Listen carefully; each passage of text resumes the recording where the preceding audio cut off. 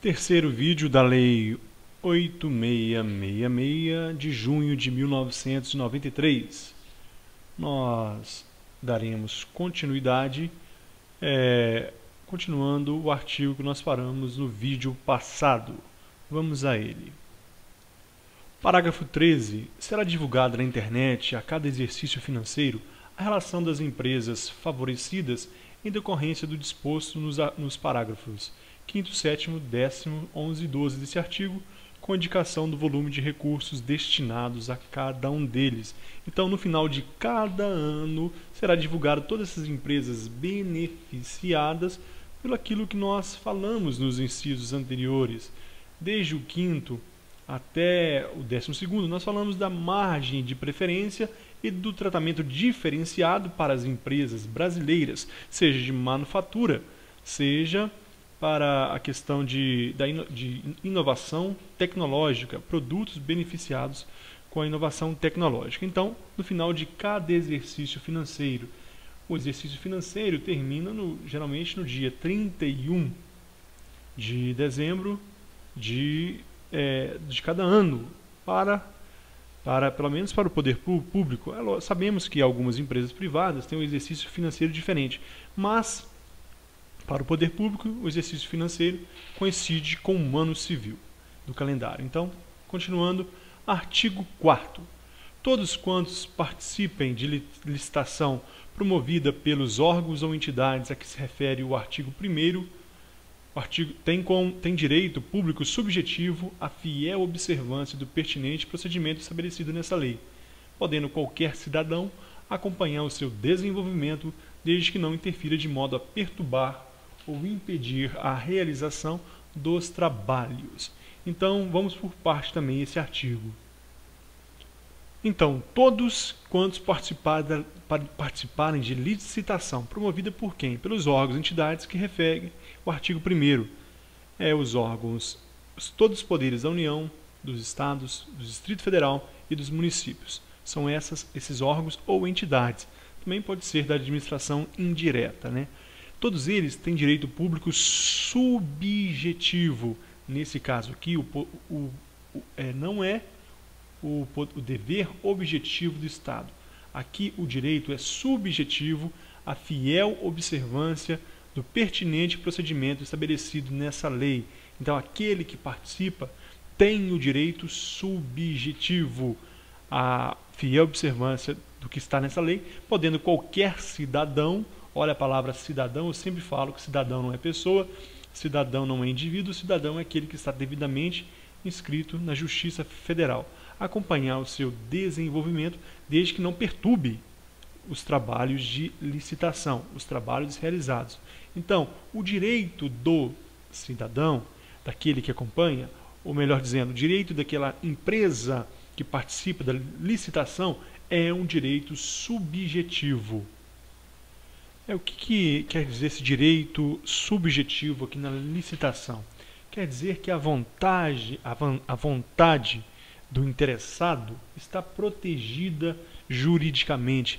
Ele não tem que observar quieto, conforme totalmente imparcial. Ele pode intervir em juízo ou administrativamente, se ele perceber que algo está em desacordo, porque o seu interesse ali está em jogo. Então, a sua visão não é objetiva, e sim subjetiva.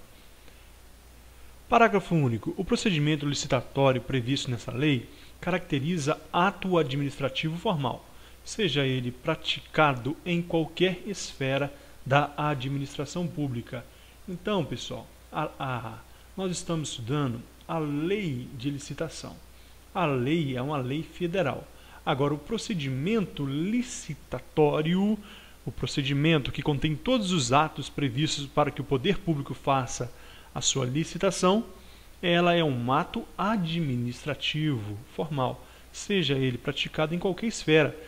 A licitação no poder legislativo, o Senado vai adquirir cadeiras, por exemplo, é um ato administrativo. Então, vai ser por quê? Nós temos em todos os poderes a presença administrativa, a esfera administrativa. nós temos o poder, nós sabemos que o poder executivo, ele administra, julga e legisla. A sua função principal e as suas funções secundárias.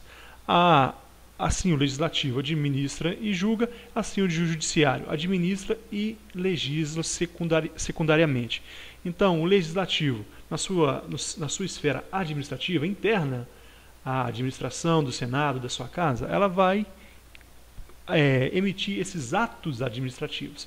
Então, o procedimento licitatório é um ato administrativo formal. Ele tem a forma de ato administrativo. Artigo 5º.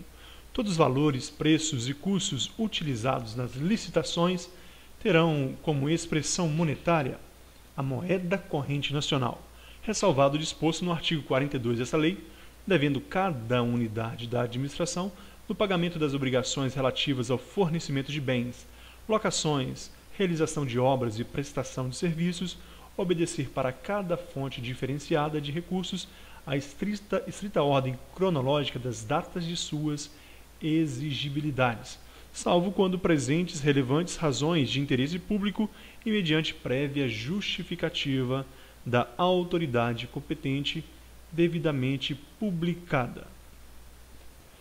Observe então que todo o valor, preço, custo utilizado no processo da licitação deve ser em moeda nacional, deve ser em real. Os valores lá observados serão em real, moeda nacional, ressalvado que é disposto no artigo 42 dessa lei, devendo cada unidade de administração no pagamento das obrigações relativas aos fornecimentos de bens, locação, realização de obras e prestação de serviços, obedecer para cada fonte diferenciada de recursos a escrita ordem cronológica das datas de sua responsabilidade. Vamos observar aqui no artigo 42, primeiramente, o que ele diz. O artigo 42, ele diz o seguinte: nas concorrências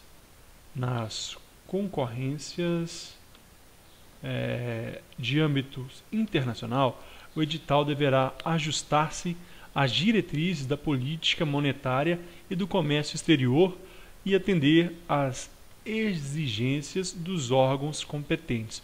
Observe que neste caso aqui, pessoal, são as concorrências de âmbito internacional, não são as concorrências nacionais internas que permite que empresas internacionais concorram. Não, essas concorrências de âmbito internacional, que somente tem essa relação internacional, não interessa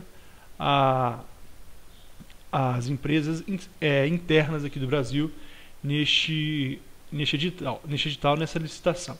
Então, essa é uma exceção, ressalvado então o disposto no artigo 42 dessa lei, devendo cada unidade da administração, como eu falei, observar o seguinte: atender, então, a administração pública vai atender, então, tudo isso que está em azul, ou seja, todo o serviço, o pagamento de serviço prestado, locações, realizações de obras, etc., vai atender o quê? A ordem cronológica. Então, é ordem cronológica de pagamento. Então, não vai pagar aquela terceira porque ela é amiga de um amigo. Então, vai pagar naquela ordem. Só que tem uma exceção. Quando houver razões de interesse público e mediante prévia justificativa da autoridade competente, devidamente publicado, vai obedecer, então, à administração pública a ordem cronológica de pagamento, de exigibilidades. Mas, se houver razões de relevante interesse público, imagina uma empresa que está falindo, por exemplo, e aquela empresa, ela é um exemplo, ela presta um serviço constantemente ao poder público e aquele serviço é indispensável. Então, poderá justificadamente preterir ela no pagamento. Eles vão pagar primeiramente essa empresa, devidamente justificada. Ou outra razão, por exemplo, de estado de calamidade, alguma calamidade pública, enchente, desastre, que alguma dessas empresas que se encontra na parte exigível da contabilidade da União, então vai poder receber primeiramente, ainda que não esteja na ordem cronológica. Tranquilo. Parágrafo 1º. Os créditos a que se refere esse artigo terão seus valores corrigidos por critérios previstos no ato convocatório e que lhes preservem o valor. Imagine uma empresa que vai construir asfalto, vai manter as rodovias por um prazo de 30 anos. Então esses valores vão ser corrigidos ao longo dos tempos e esses critérios a que se refere essa correção estará previsto no ato convocatório e que lhes preservem o valor do contrato, que seja benéfico tanto para a empresa quanto para o poder público. Parágrafo 2º, já que vimos o primeiro, agora o segundo. A correção de que trata o parágrafo anterior, cujo pagamento será feito junto com o principal, ocorrerá à conta das mesmas dotações orçamentárias que atenderem aos créditos a que se referirem. Portanto, segundo esse parágrafo 2º, não será feito um novo orçamento para atender esses juros aí nessa correção. Imagine que o valor é 100 mil por mês, mas, corrigindo, foi para 110 mil. Esse 10 mil deve estar previsto na mesma dotação orçamentária. Não vai abrir um novo crédito, um novo orçamento para pagar essa exigibilidade, né? Sabemos que existem os créditos adicionais que já vem previsto na lei do orçamento. Então, já pode estar previsto, mas que fique para sua prova que não se abrirá um novo orçamento. Essa correção será feita de acordo com o que está previsto lá no instrumento convocatório. Parágrafo 3º. Observado o disposto no caput, os pagamentos decorrentes de despesas cujos valores não ultrapassem o limite de que trata o inciso 2 do artigo 24, sem prejuízo do que dispõe o seu parágrafo único, deverão ser efetuados no prazo de até 5 dias úteis, contados da apresentação da fatura. Para a nossa prova, nós vamos entender aqui o que nesse parágrafo 3º. Esse pagamento, dessa exigibilidade, será efetuada no prazo de até 5 dias. A regra é essa: deverão ser pagos até 5 dias úteis, contados da apresentação da fatura. Foi apresentada a fatura, o poder público, ele, de acordo com sua tesouraria, vai efetuar o pagamento com prazo de até 5 dias úteis, contados da apresentação. Dias úteis. O inciso 2 do artigo 24 falando dos casos em que são dispensadas as licitações. Então, observado o disposto no caput, os pagamentos decorrentes de despesas cujos valores não ultrapassam o limite de que trata o inciso 2 do artigo 24. Então, sem prejuízo do que dispõe o parágrafo único, deverão ser efetuados no prazo de até 5 dias úteis, contados da apresentação da fatura. Só um detalhe, pessoal, que eu esqueci de mencionar. Os valores não ultrapassam o limite que está no artigo 24, é o valor de 10%. Lá está escrito que este valor é de 10%. Então, o que nós temos que entender aqui? Nós ficaremos aqui com essa informação somente o seguinte: qual a informação que nós vamos tirar desse parágrafo 3º? Os valores que não ultrapassem o limite de 10%, então ele será pago até 5 dias úteis contados da apresentação futura. O entendimento aqui ficou incompleto, mas se eu for entrar nesse assunto, eu vou ter que falar aqui de concorrência pública, de convite, e ainda é cedo para falar desse assunto. Então, ignore esse parágrafo 3º, porque nós voltaremos nele quando nós estivermos falando dos tipos de licitações. Então, aguarde, nós voltaremos nesse parágrafo 3º. Das definições, novo assunto agora então. Das definições, artigo 6º. Para os fins desta lei, considera-se definição, obra, toda construção, reforma, fabricação, recuperação, ampliação, realizada por execução direta ou indireta, não somente a construção, mas a reforma, fabricação, recuperação e ampliação, realizada por quê? Execução direta ou indireta. Execução direta. A a administração pública utiliza seus próprios recursos, a mão de obra e recursos próprios que ela possui, enquanto a execução indireta, ela contrata, ela terceiriza o serviço.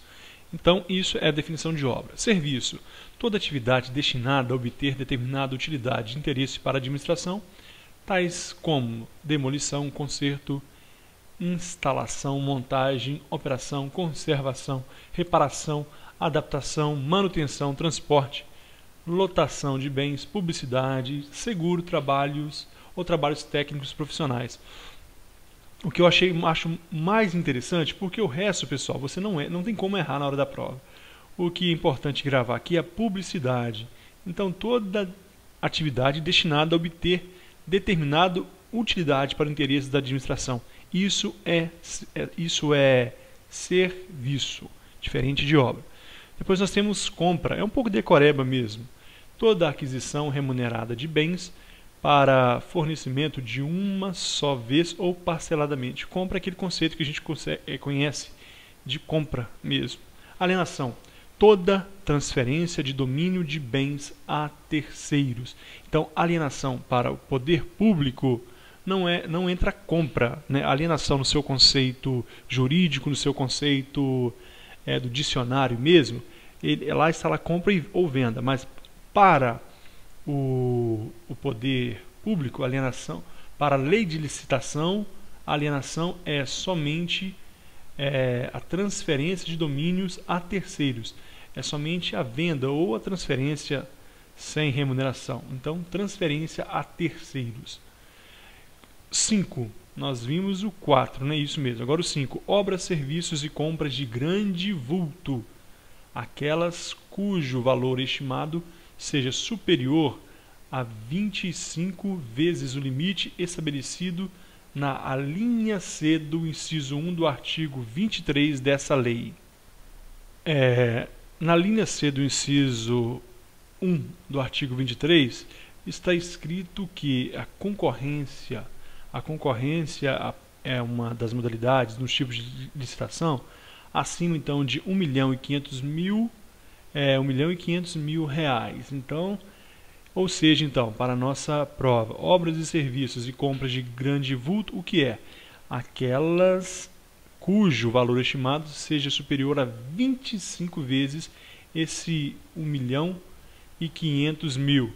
Faça sua conta na calculadora aí, que até na calculadora eu corro risco de errar, já que eu sou péssimo de matemática. Então, obras de grande vulto,